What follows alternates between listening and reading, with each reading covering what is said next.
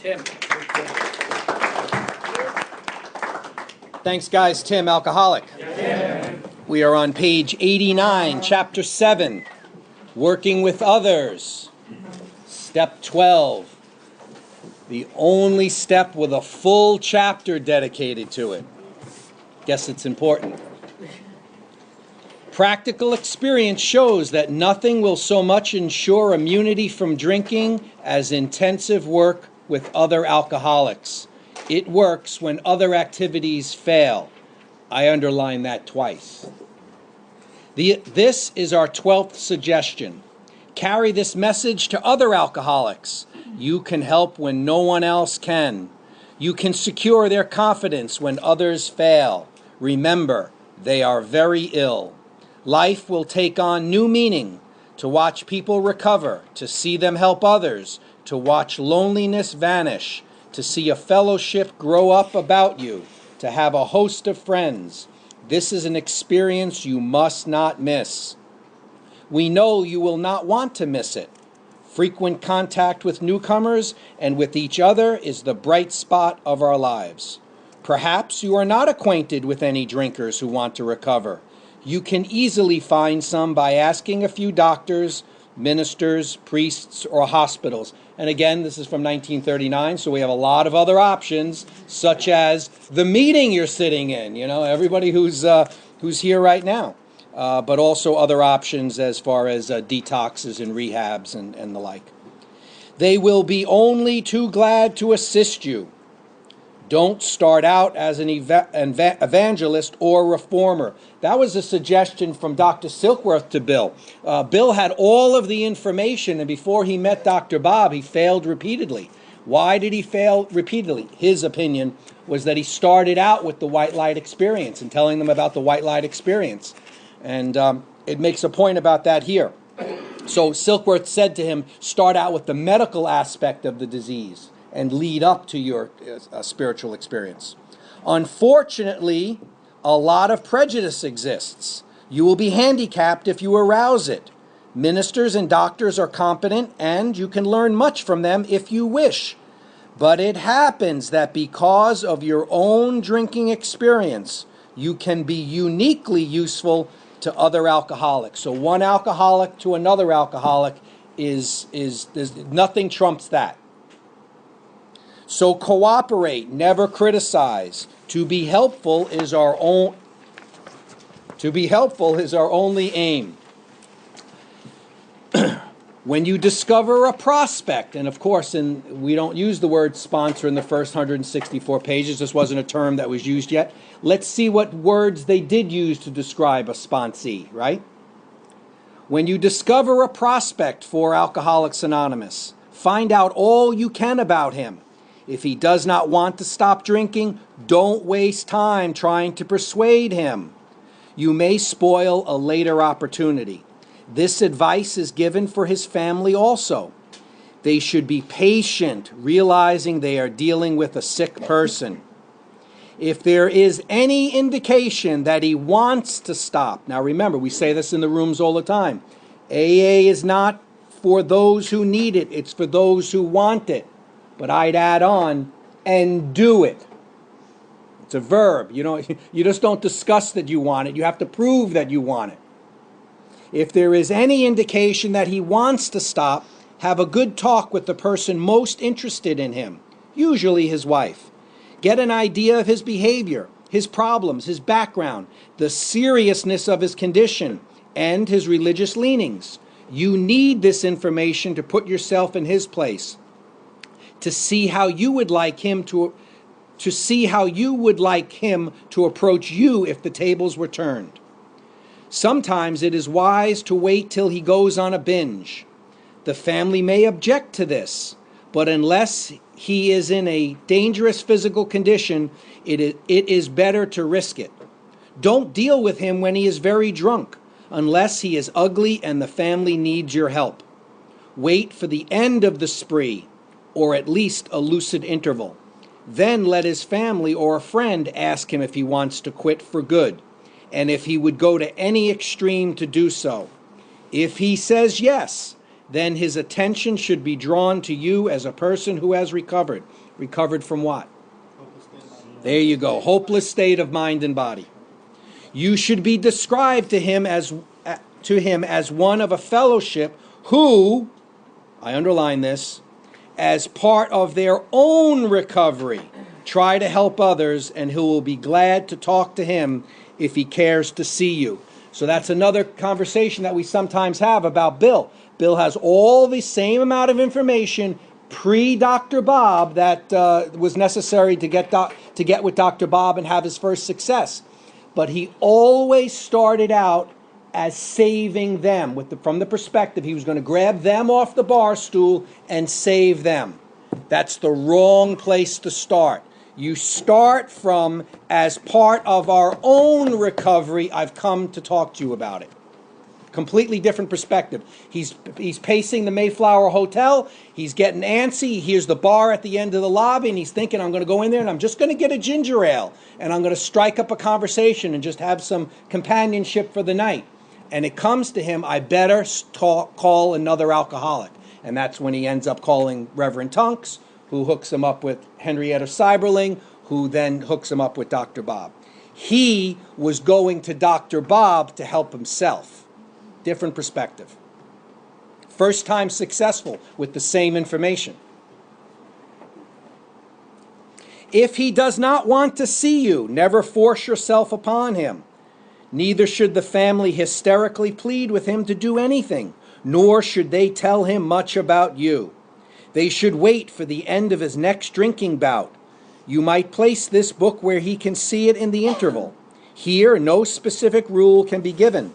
The family must decide these things, but urge them not to be over-anxious, for that might spoil matters. Usually the family should not try to tell your story. When possible, avoid meeting a man through his family. Approach through a doctor or an institution is a better bet. If your man needs hospitalization, he should have it, but not forcibly unless he is violent. Let the doctor, if he will, tell him he has something in the way of a solution. When your man is better, the doctor might suggest a visit from you. Though you have talked with the family, leave them out of the first discussion. Under these conditions, your prospect will see he is under no pressure. He will feel he can deal with you without being nagged by his family. Call on him while he is still jittery. There's yet another example of when you get started. You don't get started after you've been here for 90 days. You get started right away with somebody. The more raw they are, the more the channel is open to receive the message, to do the work, to hear to pierce the armor, smash ego while they're jittery. He may be more receptive when depressed. I think we always do this the opposite. They got to get well before we start the steps. Do you do the steps to get well, or do you get well to do the steps? See your man alone if possible. At first, engage in general conversation. After a while, turn the talk to some phase of drinking. Tell him enough about your drinking habits, symptoms, and experiences to encourage him to speak of himself. If he wishes to talk, let him do so. You will thus get a better idea of how you ought to proceed. If he is not communicative, give him a sketch of your drinking career up to the time you quit. So the point they're making there is you would not initially tell them what the solution is. Right? You don't jump into the solution. We're going to talk more about that in a second here. It says it right here. But say nothing for the moment of how that was accomplished. And you'll see later on, just sort of highlight, just to keep your eye open for it. We're waiting to see if he'll ask us how we did it, rather than us just, giving it to him, him asking. If he is in a serious mood, dwell on the troubles liquor has caused you, being careful not to moralize or lecture. If his mood is light, tell him humorous stories of your escapades. Get him to tell some of his. When he sees you know all about the drinking game, commence to describe yourself as an alcoholic. Tell him how baffled you were, how you finally learned that you were sick. So this would be the medical aspect, the twofold disease, mental, physical. You can also talk about it as a threefold disease, but it might be a little early on this guy because you would then be talking about what the solution is, right? Spiritual malady. Give him an account of the struggles you made to stop. Show him the mental twist which leads to the first drink of a spree. We suggest that you do this as we have done it in the chapter on alcoholism. What's important about the chapter on alcoholism? Step 1 is there, page 30, step 1. You're going to describe step 1 in that chapter. If he is alcoholic, he will understand you at once. He will match your mental inconsistencies with some of his own. So there's identification going on. If you are satisfied that he is a real alcoholic, which means what? Somebody that has both the mental and the physical illness, disease, right? Somebody who's beyond human aid. Somebody who's tried other methods and it has not worked. Begin to dwell on the hopeless feature of the malady, meaning it's progressive and fatal. Jails, institutions, or death. Those are your only 3 choices. Those are your only 3 choices. You keep going. If you don't die of natural causes, jails, institutions, or death via drinking will be the answer. Right? Show him from your own experience how the queer mental condition surrounding that first drink prevents normal functioning of the willpower. So we talk about this all the time, right? In the first step. The unmanageability is the use of self-will on a problem that's beyond self-will. We're beyond human aid. So if you're using self-will to manage your life and you're still drinking, you must fail if you're a real alcoholic. By definition, you are beyond human aid, which means your self-will. You may use self-will to go to the gym 4 times a week. That might work. You may use self-will to be the top salesperson in your organization. That might work. But to stop booze, that will not work.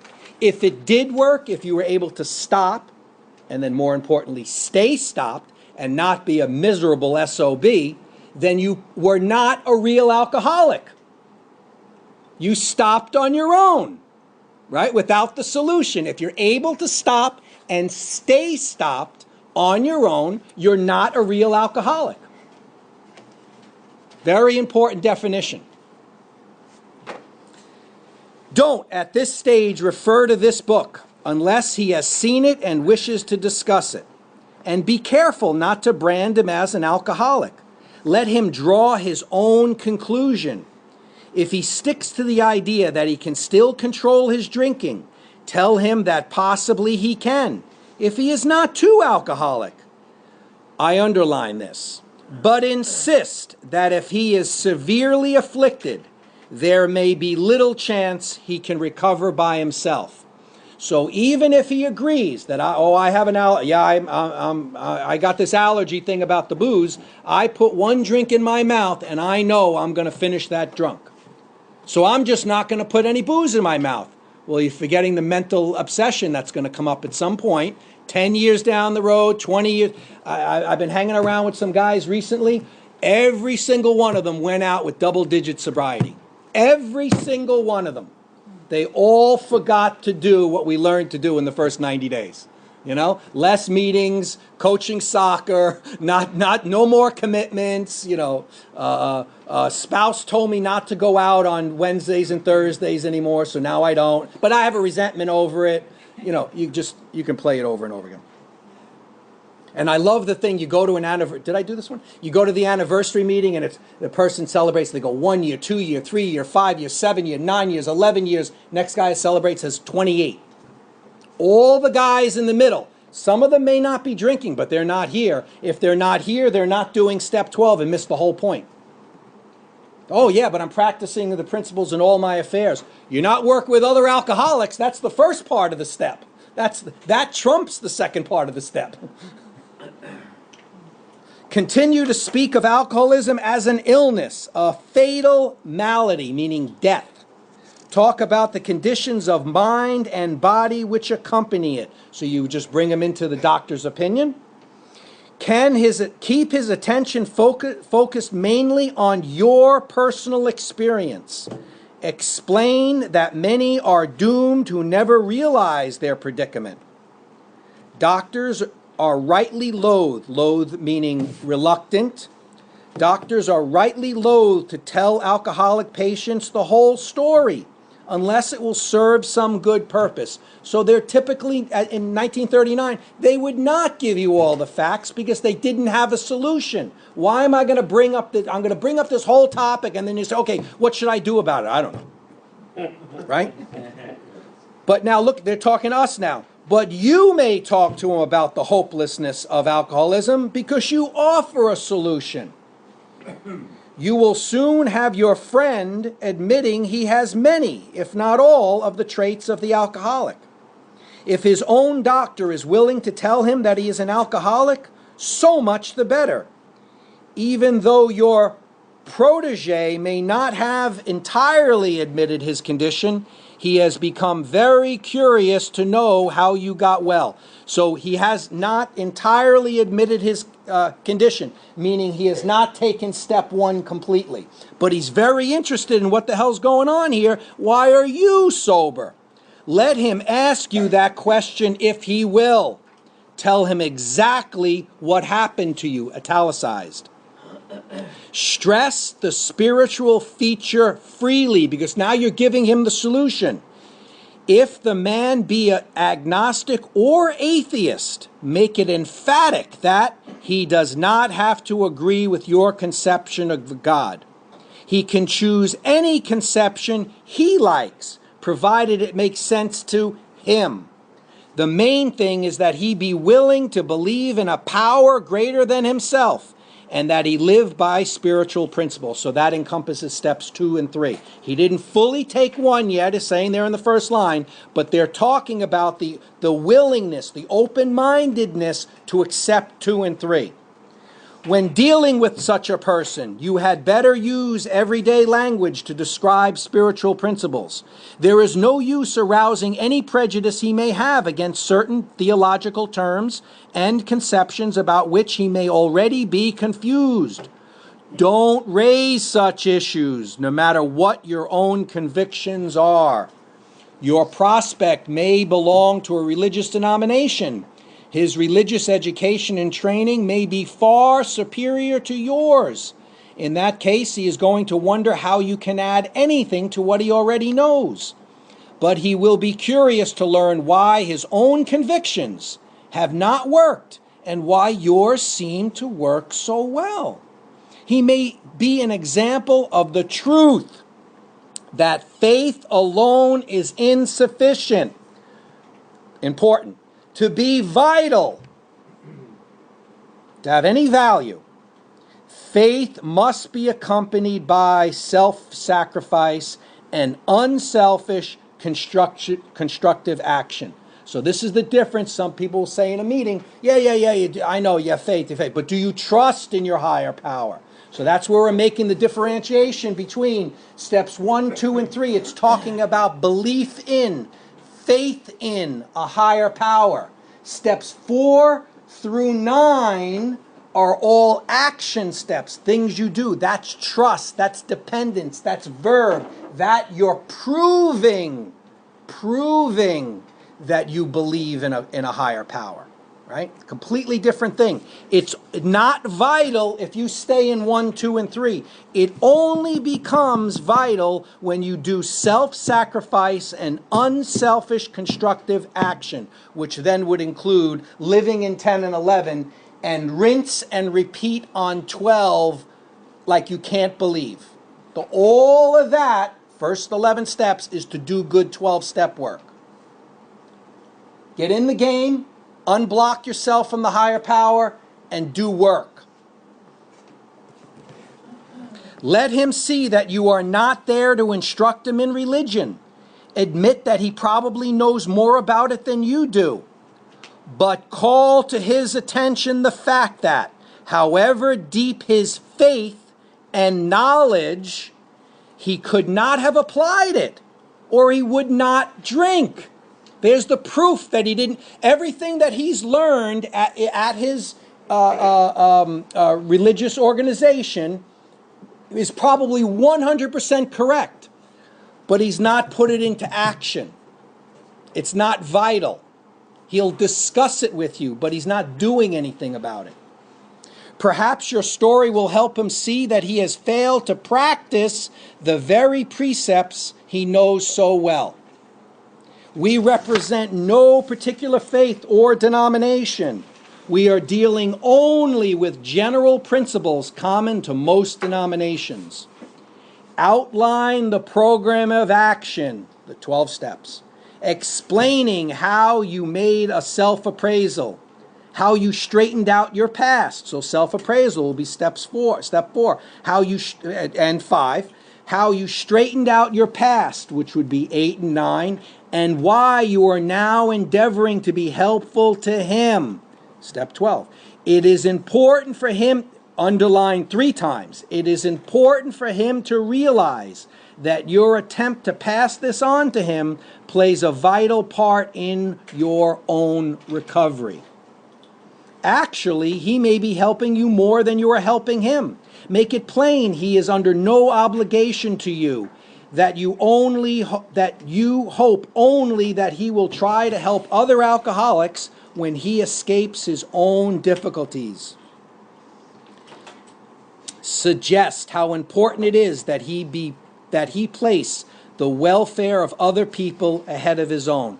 So I believe the text here is saying, push to get here. Like, everything's leading to this point right now. Suggest how important it is that he place the welfare of other people ahead of his own. So that means you don't just come to a meeting because you need a meeting. You go to a meeting, so in the first 10 minutes you get your battery recharged, and then you look around the room who needs your help. It says it right there. Make it clear that he is not under pressure, that he needn't see you again if he doesn't want to. You should not be offended if he wants to call it off, for he has helped you more than you have helped him. If your talk has been sane, quiet, and full of human understanding, you have perhaps made a friend. Maybe you have disturbed him about the question of alcoholism.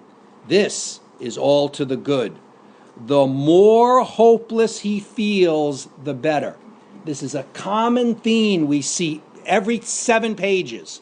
Hopelessness is a requirement. Anybody coming skipping in down the stairs probably isn't hopeless. You know? So that could cause an issue for you. Okay.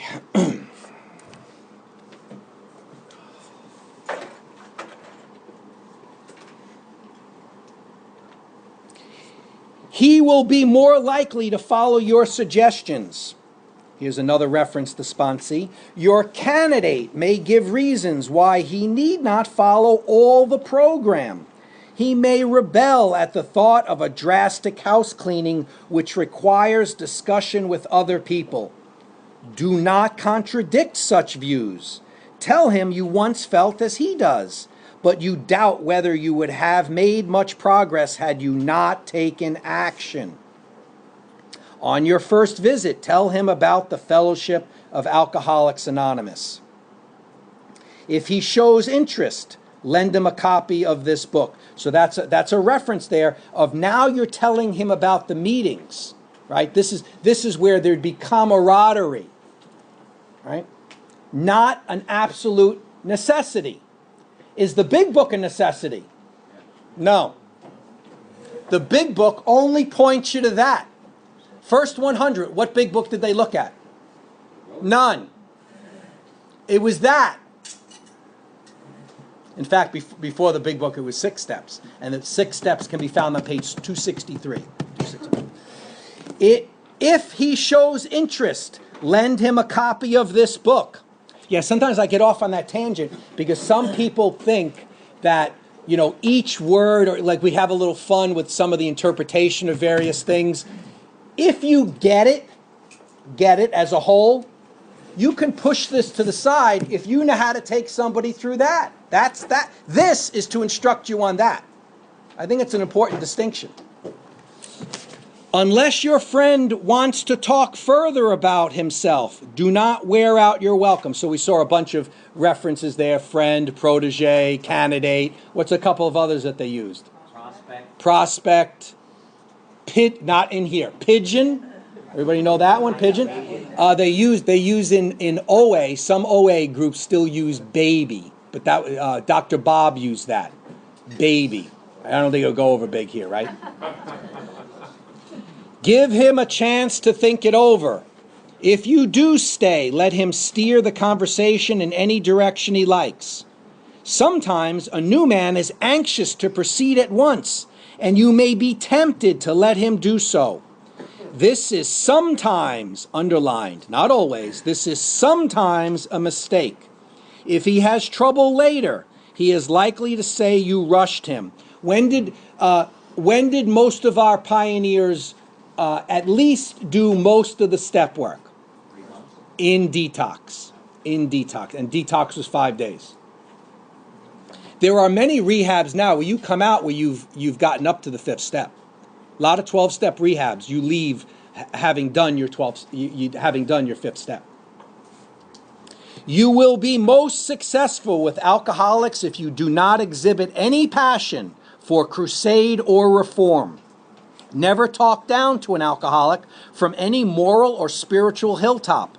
Simply lay out the kit of spiritual tools for his inspection. Show him how they worked with you. Offer him friendship and fellowship. Tell him that if he wants to get well, you will do anything to help. If he is not interested in your solution, if he expects you to act only as a banker for his financial difficulties or a nurse for his sprees, you may have to drop him until he changes his mind. This he may do after he gets hurt some more. So in other words, his next bottom. He could have gotten off at that floor, but in other words, this guy's going to need to go a little deeper, be more hopeless. If he is sincerely interested and wants to see you again, ask him to read this book in the interval. After doing that, he must decide for himself whether he wants to go on. He should not be pushed or prodded by you, his wife, or his friends. If he is to find God, the desire must come from within. So what is the solution? Finding your higher power. Realizing that you're not your higher power, right? More importantly, if he thinks he can do the job in some other way, meaning non-spiritual, if he thinks he can do the job in some other way, or prefers some other spiritual approach, encourage him to follow his own conscience. We have no monopoly on God. We merely have an approach that worked with us. But point out that we alcoholics have much in common, and that you would like, in any case, to be friendly. Let it go at that. We're going to stop there tonight.